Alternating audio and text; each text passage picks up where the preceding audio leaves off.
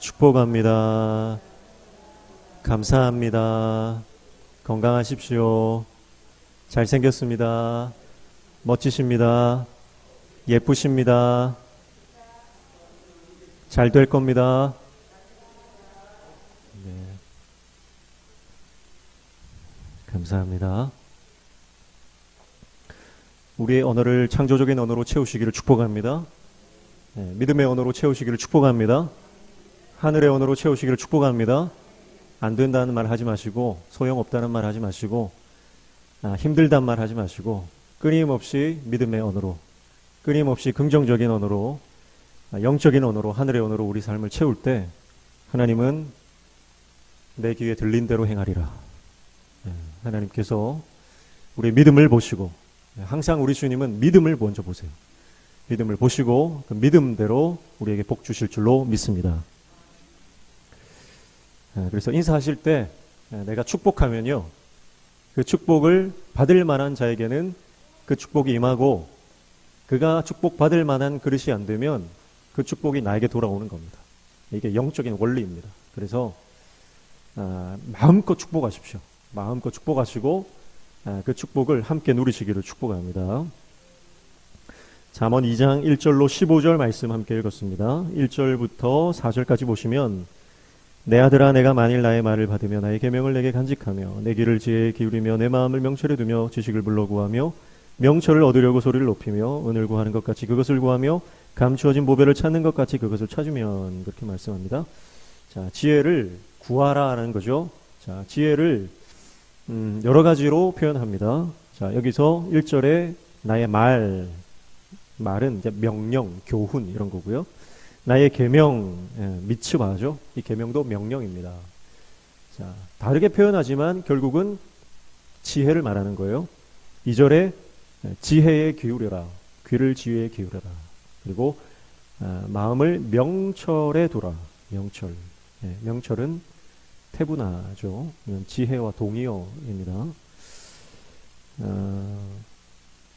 3절에 지식을 불러 구해라. 지식을 구하고, 또 명철을 얻으려고 소리를 높여라.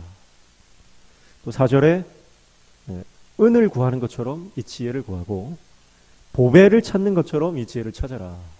그렇게 말씀을 하고 있습니다. 자, 이렇게 하나님의 지혜. 자, 지혜는 뭐죠? 잠언에서 말하는 지혜는 하나님의 말씀을 듣고 순종하는 것입니다. 잠언에서 말하는 지혜는 하나님의 음성을 들은 대로 순종하며 탁월하게 해내는 창조적 능력을 말하는 거예요. 그러니까 내 지혜가 아니죠. 잠언에서 말하는 지혜는 하나님의 지혜입니다. 솔로몬이 듣는 마음을 주십시오. 듣는 마음을 주십시오. 그게 지혜라 그랬죠. 먼저 하나님의 음성을 듣고 하나님의 뜻을 알고 하나님의 뜻대로 순종하면 그게 지혜다. 그래서 솔로몬은 듣는 마음, 지혜를 원어적으로 보면 듣는 마음이다 그랬어요. 그래서 받고 간직하고 귀, 마음, 입, 온몸으로 구해라. 1절부터 4절까지는 그런 우리 신체 부위를 여러 가지 동원하면서 그러니까 우리의 전 인격과 우리의 모든 것을 다 사용해서 지혜를 구해라. 그렇게 말씀하고 있습니다. 자, 적극적으로 이 지혜를 추구해라. 적극적으로, 공격적으로 이 지혜를 구하는 삶을 살아라. 그렇게 말씀하는 거죠. 마태복음 11장 12절에 보면, 세례 요한의 때부터 지금까지 천국은 침노를 당하나니 침노하는 자는 빼앗느니라. 그렇게 말씀했습니다. 자, 새벽 말씀을 들으신 분들은 알겠지만 이것은요, 두 가지로 해석할 수 있습니다. 원래는 이제 네 가지로 해석할 수 있어요. 천국은 침노를 당하고 침노하는 자는 빼앗는다. 이 말은요, 이게 이제 긍정, 앞에 침노하는 자를 긍정으로 쓰느냐 부정으로 해석하느냐, 또 빼앗는다를 긍정으로 해석하느냐 부정으로 해석하느냐에 따라서 해석이 달라지거든요. 그러니까 긍정, 긍정, 긍정, 부정, 또 부정, 부정, 부정, 긍정 이렇게 해석할 수 있는 거예요. 근데 일반적으로는 부정, 부정으로 해석합니다. 그러니까 천국은 침노를 당하는 거예요. 공격을 당하는 거예요. 그리고 공격 당하는 그런 어떤 핍박, 환란, 예수님께서 그 문맥상으로 보면 하나님의 나라, 하나님의 그 제자들, 하나님 나라의 제자들은 끊임없이 박해 가운데 거할 것이다. 박해 가운데 처할 것이다. 그렇게 말씀하시거든요. 그러니까 천국은 끊임없이 세상으로부터 박해를 당하고 끊임없이 공격을 당할 것이다 라고 하는 해석이 일반적인 해석입니다. 그러나 그렇게 해석하지 않고 긍정적으로 해석할 수도 있어요. 긍정적으로 해석하면 어떻게 됩니까? 천국은 사모하는 자, 그것을 찾는 자, 그것을 간절히 구하는 자에게 주어진다. 천국을 간절히 원하는 자는 천국을 소유한다 라고 하는 긍정적인 해석도 가능하다라고 하는 것입니다. 두 가지 해석이 다 가능하고요. 어느 것이 맞다 이렇게 말하기는, 명확하게 말하기는 좀 어렵습니다. 그러나 일반적으로는 하나님의 나라가 공격당하는 그런 박해 과정 가운데 이해하는 것이 일반적이지만 제자들의 입장에서 봤을 때는 하나님의 나라를 간절히 사모하는 자는 그 하나님 나라를 소유한다, 이렇게 해석도 가능하다는 거예요. 자, 그러니까 오늘 잠언 말씀에도 1절부터 4절까지, 2장 1절부터 4절까지 보면 지혜를 구하되 적극적으로 공격적으로 구하라는 거예요. 구하고 찾고 두드리면 반드시 찾게 된다, 얻게 된다, 열리게 된다, 그렇게 말씀하는 것입니다. 마태복음 7장 7절, 구하라 그리하면 너희에게 주실 것이요, 찾으라 그리하면 찾아낼 것이요, 문을 두드리라 그리하면 너희에게 열릴 것이니, 그렇게 말씀합니다. 사랑하는 성도 여러분, 오늘 우리가 정말 사모해야 될 것이 뭐냐? 내가 정말 목숨을 걸고 인생을 걸고 추구해야 할 것이 뭐냐? 내가 정말 내가 가진 것을 다 포기하고서라도 마지막으로 내가 쟁취하고 얻어야 될 것이 뭐냐? 하나님의 지혜인 줄로 믿습니다. 네, 그게 하나님의 지혜. 그리고 하나님의 지혜는 말씀을 듣고 순종하는 것이다. 그래서 하나님의 말씀에 쫙 달라붙어서 살아가는 삶, 그것이 지혜자의 모습입니다. 이게 하나님 나라의 가치 있는 보석과도 같은 것이다, 그렇게 말씀하는 것이고요. 예수님께서 구하라, 찾으라, 두드리라 말씀하실 때요, 근데 이 말씀 앞에 하는 말씀이 더 중요해요. 뭐냐면 마태복음 7장 6절 말씀에 이렇게 말합니다. 거룩한 것을 개에게 주지 말며 너희 진주를 돼지 앞에 던지지 말라. 그들이 그것을 발로 밟고 돌이켜 너희를 찢어 상하게 할까 염려하라, 이렇게 말씀합니다. 자, 그러니까 하나님 나라의 본질적인 가치, 정말 소중한 것을 아무에게나 주지 않는다는 거예요. 우리가 하나님의 그 지혜의 가치를 알아야 된다는 거예요. 그 지혜가 얼마나 소중한지 아는 사람은 구할 수밖에 없죠. 소중한 것을, 보석을 개나 돼지에게 주지 않는다는 거죠. 여러분, 우리가 하나님의 은혜를 알고 하나님 나라의 그 영원한 생명의 가치를 알아야만, 그것을 깨달아야만 하나님께서 그 은혜를 주신다는 것. 오늘 저와 여러분의 인생 가운데 이 가치관이 변화되는 역사가 일어나길 축복합니다. 내 인생에 정말 소중한 것이 우선순위가 바뀌어야 됩니다. 여전히 건강과 재산과 사람이 아니라 내 인생의 1순위는 하나님의 말씀이요, 십자가요, 복음이요, 예수 그리스도만이 우리 인생의 가장 소중한 가치가 될 때 비로소 내가 가진 건강과 재산과 나의 사람들도 말씀 안에서 재해석되고 참된 의미를 발견하게 되는 것. 하나님 없이, 말씀 없이 해석하는 것은 세상적 가치로 전락해버립니다. 그러나 말씀 안에서 해석하는 것은 하나님께서 본래 창조하신 그 창조의 목적과 의도가 그 안에서 발견되기 시작하는 거예요. 그래서 말씀을 통해서 자녀를 볼 때 자녀들이 얼마나 귀한 존재인지 깨닫게 되는 겁니다. 말씀 밖에서 자녀를 보면 세상적인 눈으로, 가치로 그 자녀들을 평가하고 재단할 수밖에 없습니다. 공부 좀 못하면 나고자로 보이는 거고, 내가 원하는 어떤 기준선이 있는데 그 기준선에 좀 맞지 않다, 미달한다 그러면 그 아이는 실패자로 보이는 거예요. 그러나 말씀 안에서 그 아이를 바라보고, 말씀 안에서 내 남편을 바라보고, 말씀 안에서 내 아내를 바라보고, 우리 식구들을 바라보면 그 한 사람 한 사람의 원래 이 땅에 보내주신 하나님의 목적과 의도가 발견되기 시작하고요. 하나님께서 얼마나 소중하게 여기시는지에 대한 그 하나님의 눈으로 우리가 사람과 사물과 상황과 형편을 해석하게 된다라고 하는 거죠. 오늘 우리의 가치가 말씀 안에서 새롭게 정립되어 지시기를 축복합니다. 그래서 이 지혜를 구하라, 그렇게 말씀하고 있는 것이죠.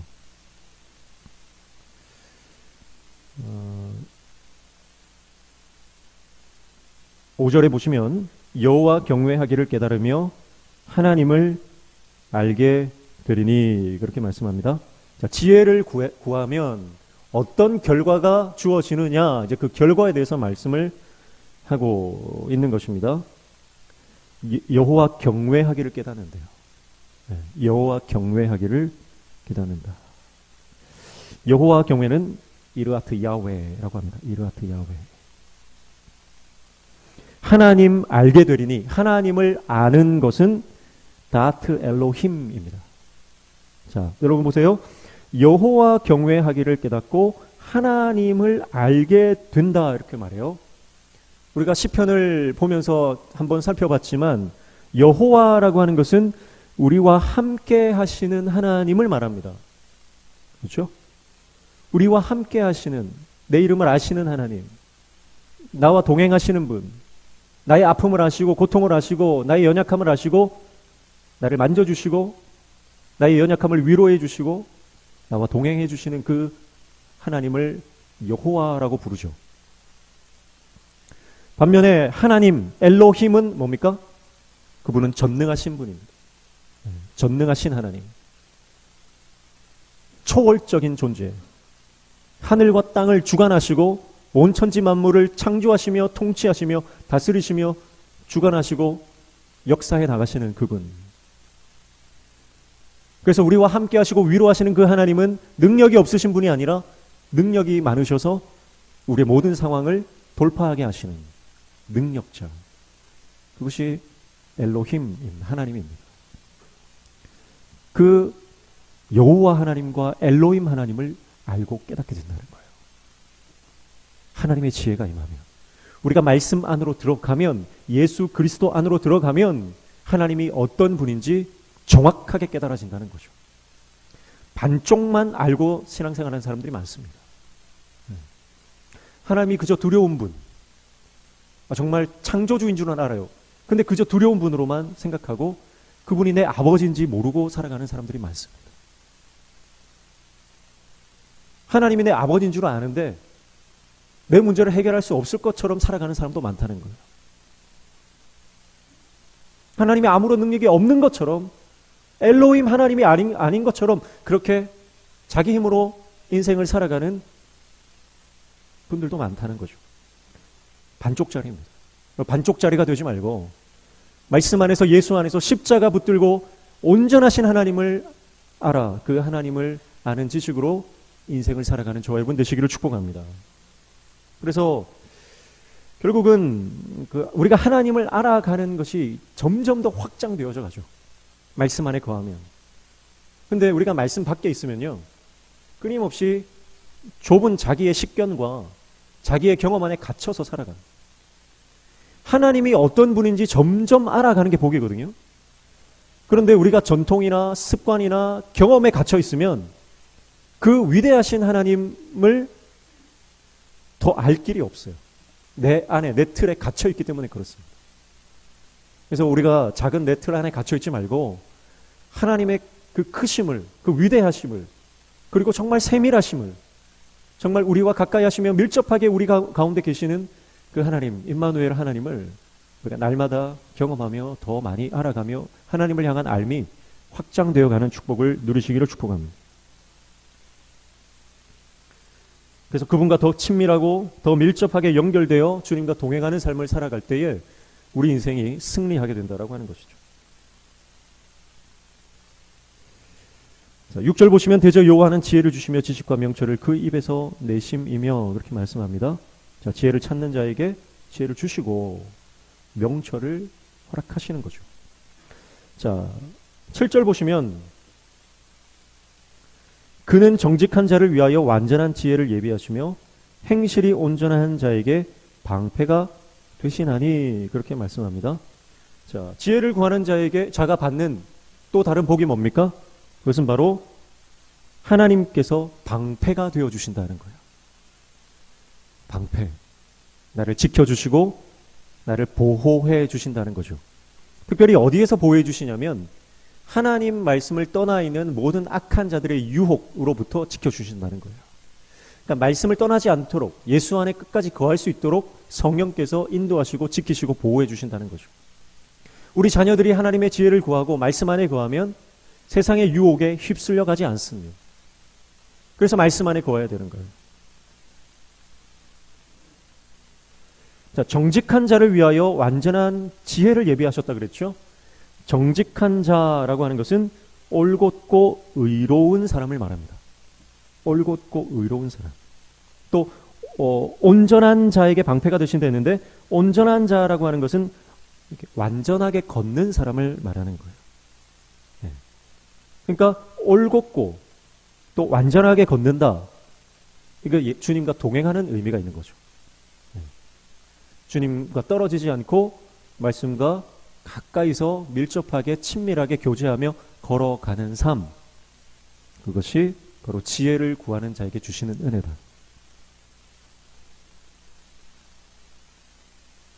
또 8절에 보면 대적 그는 정의의 길을 보호하시며 그의 성도들의 길을 보전하려 하심이니라 그렇게 말씀합니다. 그래서 보호의 복을 주시고 보전의 복을 주신다 이렇게 말씀합니다. 자, 주신 것을 끝까지 우리에게 받은 은혜를 잃어버리지 않도록 끝까지 지켜주시고 유지하게 해주신다는 거예요. 네. 유지하는 게 중요해요. 받은 것을 잃어버리지 않고 쏟아버리지 않는 게 중요하죠. 그래서 하나님께서 우리에게 주신 것을 보호해 주신다. 돈을 아무리 많이 벌어도요, 밑 빠진 독에 물 붓는 인생이 있어요. 네. 어디로 새 나가는지 모르게 돈이 다 술술 새 나가는 인생이 있습니다. 하나님이 그 밑을 막아주셔야, 새 나가는 그 쥐구멍을 막아주셔야 우리 뭐 재정이든 건강이든 새 나가지 않아요. 운동은 열심히 하는데요, 몸이 계속 아프고 허약하신 분도 있거든요. 그것은 어떤 생활 습관이 잘못되었기 때문이겠죠. 하나님께서 그런 우리 인생에 새어나가서는 안 될 것들을 유지시켜 주신다는 거죠. 자, 그런데 여기에서 성도가 나오죠. 네, 성도. 성도라고 하는 것은 하시드라고 합니다. 히브리어로 하시드인데요. 헤세드 아시죠? 헤세드. 하나님의 인애, 하나님의 사랑, 헤세드. 이 헤세드와 유의어죠. 그러니까 하나님의 인애를 실천하며 사는 사람이 성도, 하시드다라고 하는 거예요. 그리고 이 성도라고 하는 개념은, 성도니까 거룩한 무리라고 해서 집단처럼 이렇게 여겨질 수 있지만, 이 성도라고 하는 개념은 집단이 아닙니다. 이것은 한 사람 한 사람이 모인 것을 말하는 거예요. 그래서 개별적 집합체, 그러니까 한 사람 한 사람이 인식되어지는 그런 집합체를 말하는 거예요. 그러니까 성도라고 할 때 집단이고 무리고 그런 의미가 아니라 하나님의 인애를 실천하며 그 인애를 베풀며 살아가는 그 성도 한 사람 한 사람, 헤세드의 사람이 하시드다. 그렇게 살아가도록 하나님께서 지켜주신다는 거죠. 무슨 말입니까? 여러분, 우리가 하나님의 은혜를 받은 대로 그 하나님의 은혜와 사랑을 나누고 베풀고 섬기며 살아갈 수 있도록 하나님 복을 주신다는 거죠. 오늘 오전에도 말씀드렸지만 나누는 게 복이고 베푸는 게 복이고 빌려주는 것, 꾸어주는 것이 복입니다. 많이 빌려주고 많이 꾸어주고 많이 나눠주고 많이 베풀 수 있는 하나님의 종 되시기를 축복합니다. 하나님의 헤세드, 하나님의 헤세드를 받았기 때문에 우리는 하시도로 살아가는 거예요. 우리 안에는 사실 이 선이 없거든요. 그래서 하나님의 은혜가 계속 흘러 들어옵니다. 들어와야만 내가 흘러보낼 수 있는 거예요. 교사들이 아이들을 가르칠 때 그 아이들에게 가르침을 베풀 수 있는 것은 내가 하나님의 말씀을 끊임없이 공급받아야 아이들에게 나눌 수 있는 것처럼, 우리가 베풀고 나누는 것은 하나님의 은혜가 계속해서 우리 가운데 공급되어야만 가능한 것이죠. 하나님께서는 이 은혜를 허락해 주신다는 거예요. 누구에게요? 말씀 안에 거하는 자에게, 지혜를 구하여서 그 지혜를 받는 자에게 하나님은 이 은혜를 주신다라고 하는 것입니다. 9절에 보면 그런즉 내가 공의와 정의와 정직 곧 모든 선한 길을 깨달을 것이라 그렇게 말씀합니다.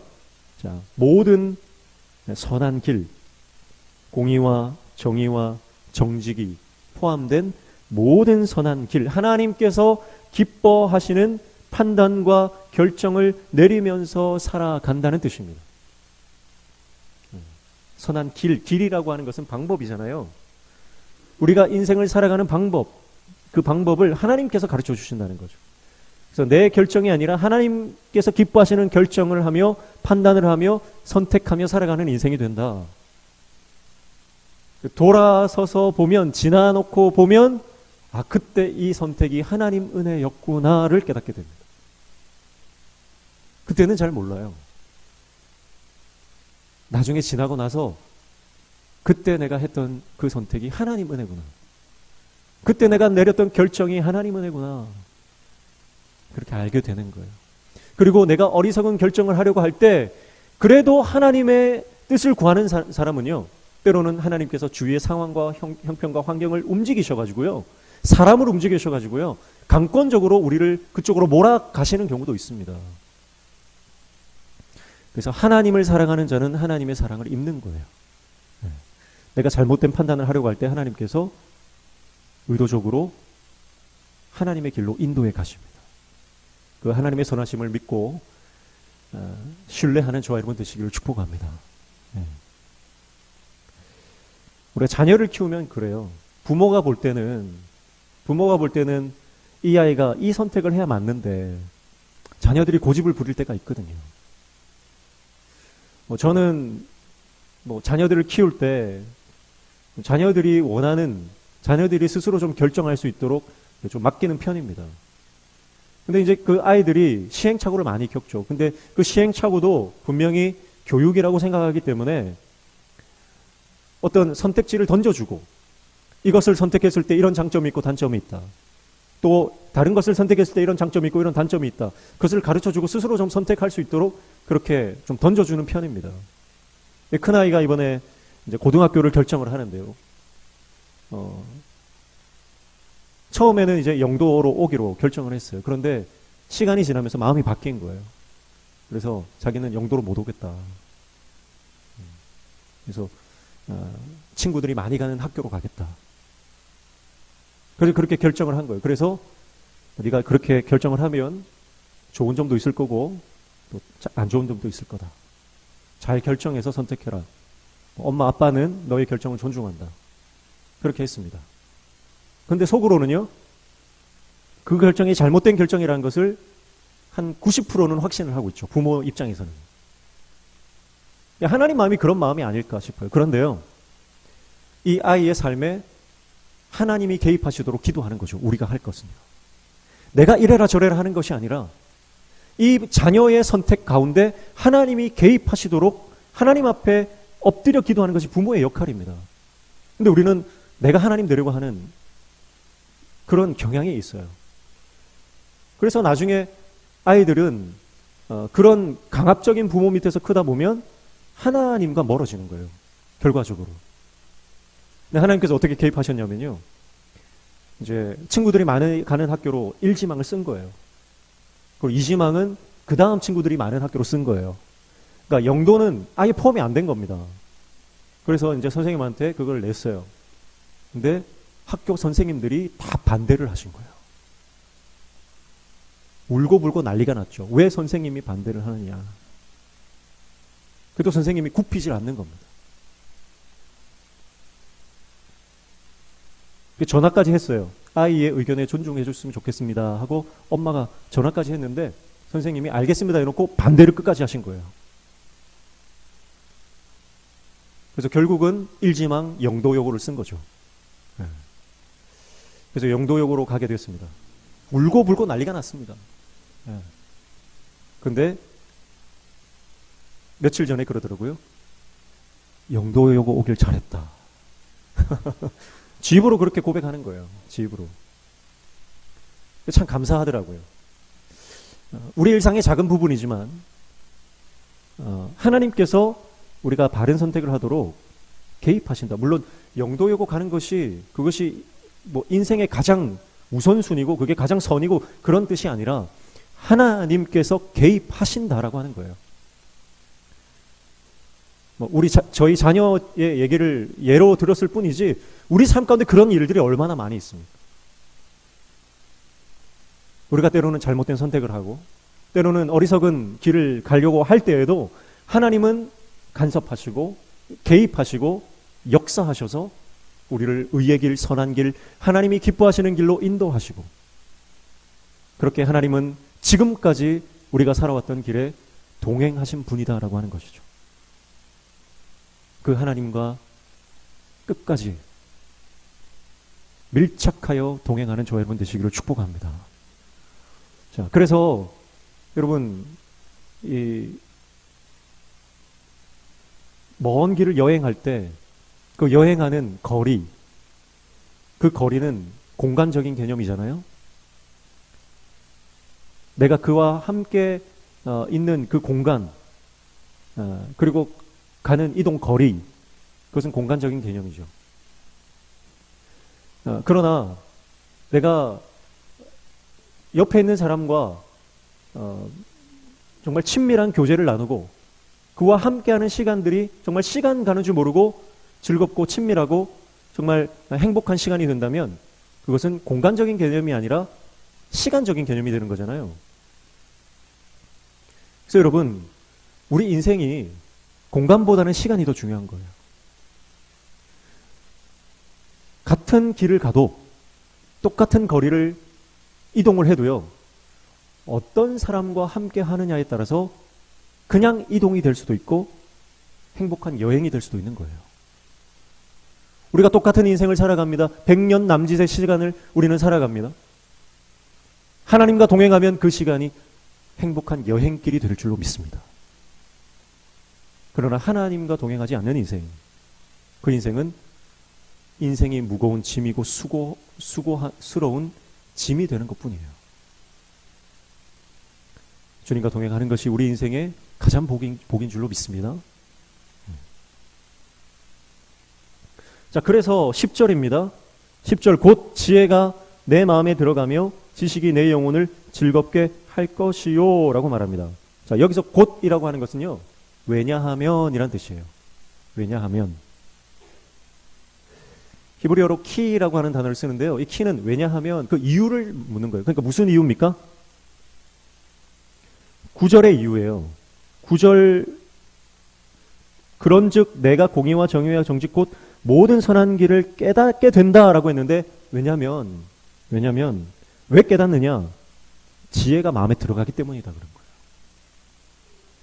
하나님의 지혜가 내 마음에 들어오니까 깨달아진다는 거예요. 지식이 내 영혼을 즐겁게 하기 때문에 깨닫게 된다는 거죠.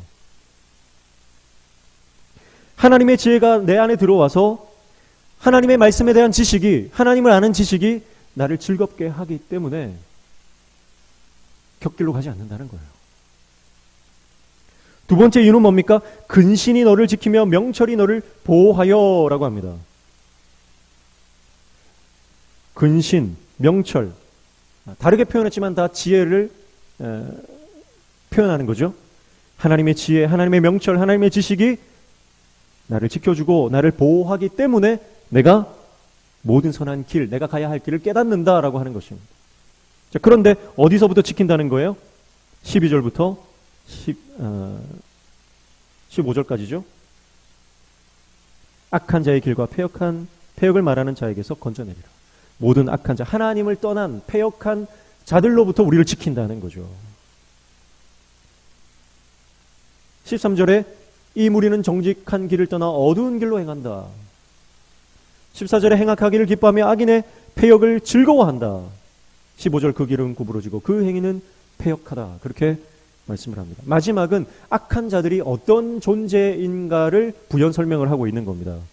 그래서 악한 자들은 첫 번째 뭡니까? 어둠에 속했다라는 겁니다. 어둠에 속했다. 자, 악한 자의 길, 패역을 말하는 자에게서 건져내리라 했죠. 악한 자의 길, 이들이 가는 길, 그들의 소속을 말하는 거예요. 그들은 어느 소속입니까?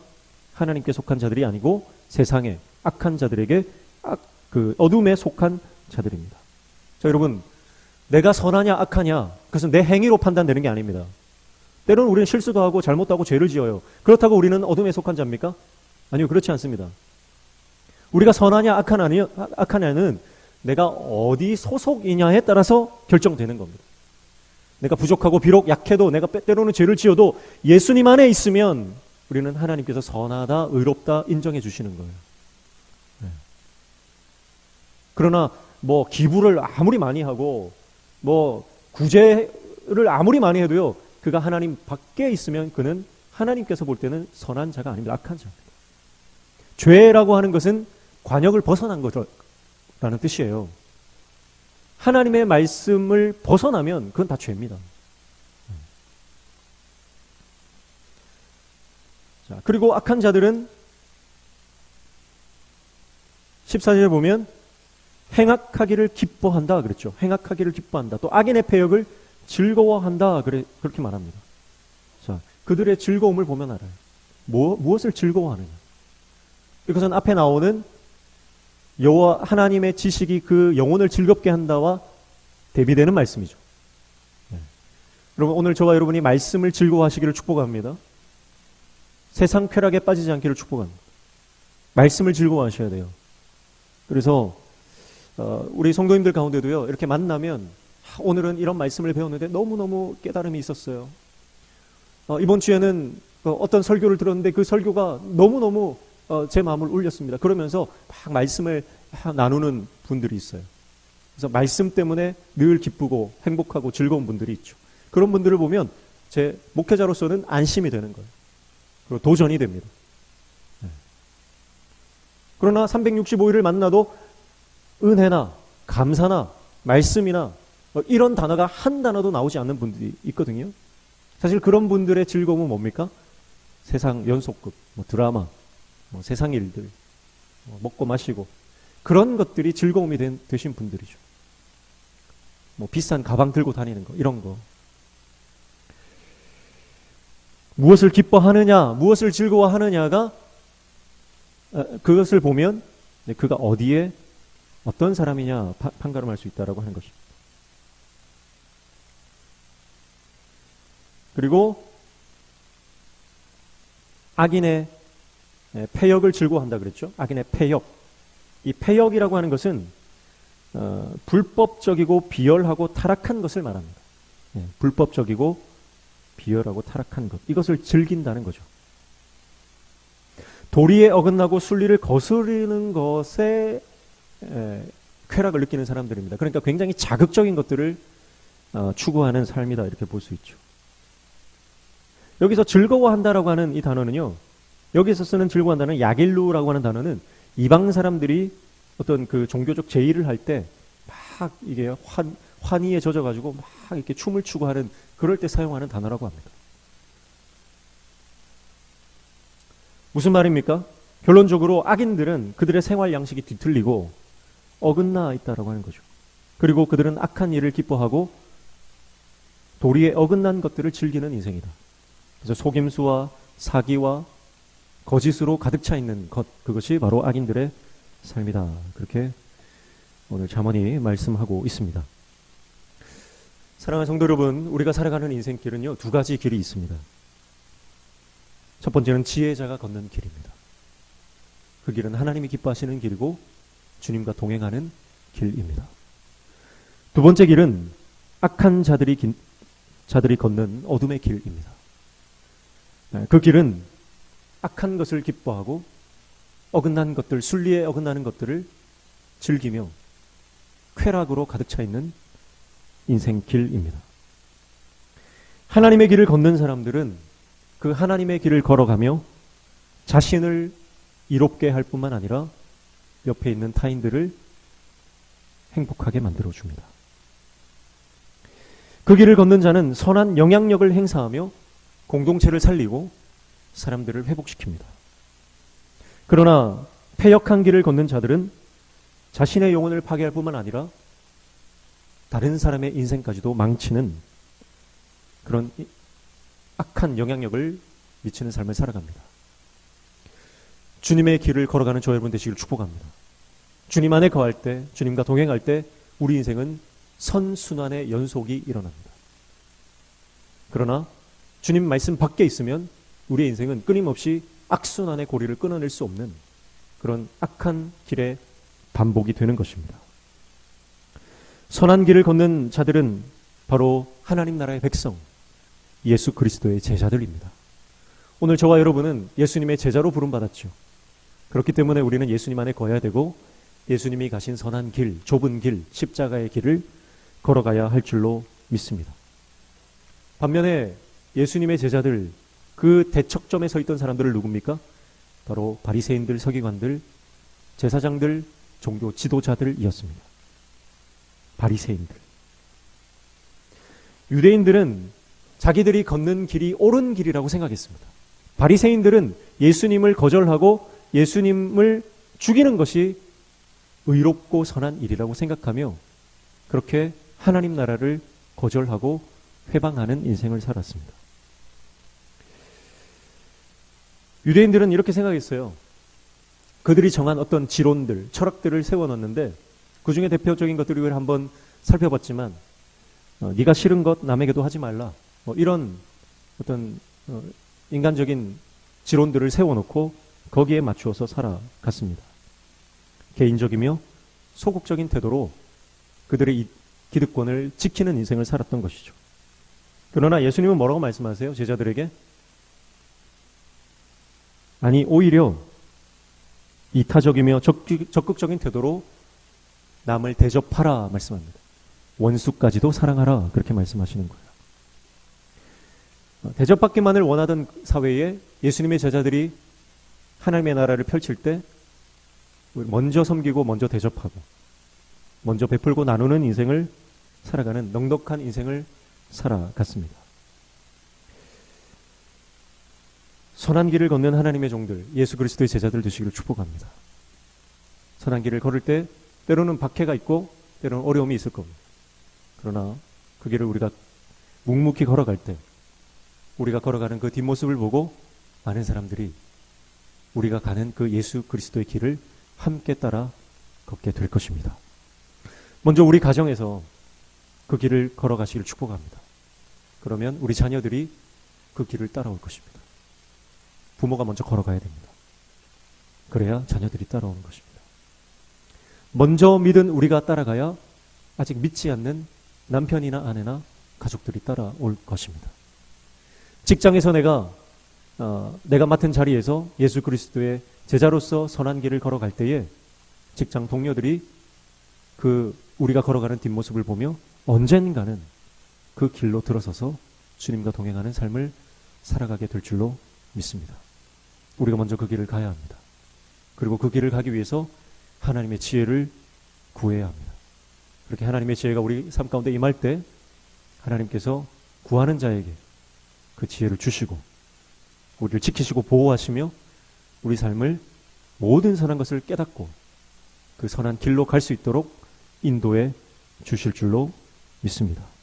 때로는 강권적으로 우리 삶을 그분이 붙들고 이끌어 가실 것입니다.